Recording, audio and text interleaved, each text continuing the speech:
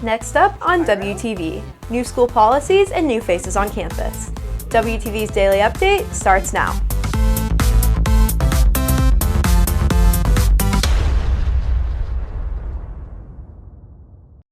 Hey there, Red Hawk Nation. Today is Tuesday, August 13th, and I'm Lauren Pratt with today's Daily Update brought to you by Wingspan TV. With the new year comes new rules and procedures. WTV's Joaquin Perez brings you a look at what to expect. Perhaps the biggest change for students on campus is that there will no longer be advisors on Fridays. This year, every Friday, students will stay in their second period class and there will be a designated lesson for students. Along with this, like last year, teachers will prohibit cell phone use and require students to store devices in the designated storage areas during class.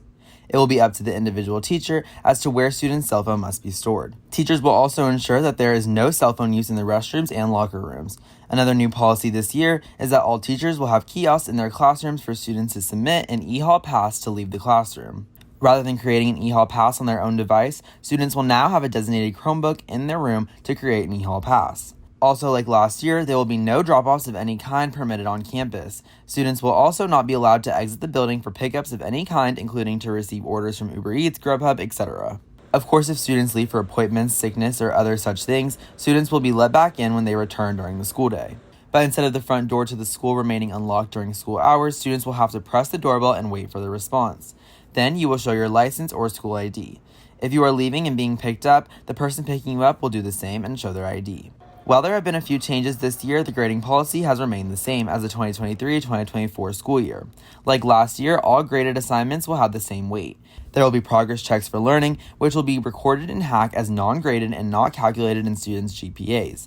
All other graded assignments will be titled Assessments of Learning. These will all be equally weighted and calculated into a student's GPA. Next up, academic lunches. They will be assigned by teachers for missing and late work.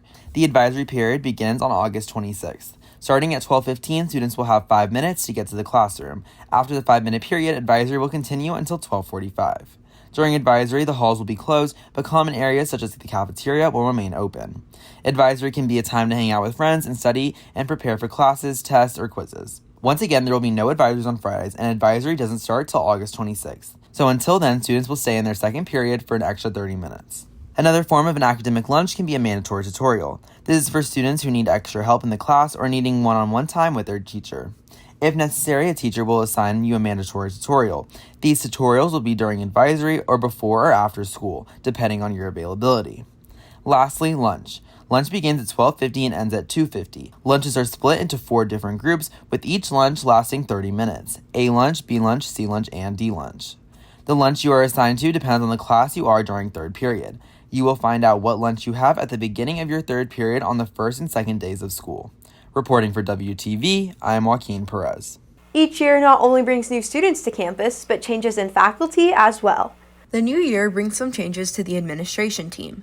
The counseling staff is as follows: Amanda Zambezi as the school's lead counselor, Kelly Chandler returns for the A through E counselor, Ryan Kiefer returns for the F through L alphas, Angela Lewis is the counselor for alphas M through R, and Lene Rainey returns for the S through Z alphas. There are some changes to the principals. Stacy Whaling returns as the school's head principal. Tyler Wicke is now the associate principal. Assistant principals are former science teacher Richard Sabatier with the A through E alphas, Jason Harris with alphas F through L, Victoria Tong with alphas M through R, and Phil Brown with the S through Z alphas. Reporting for WTV, I'm Lauren Pratt.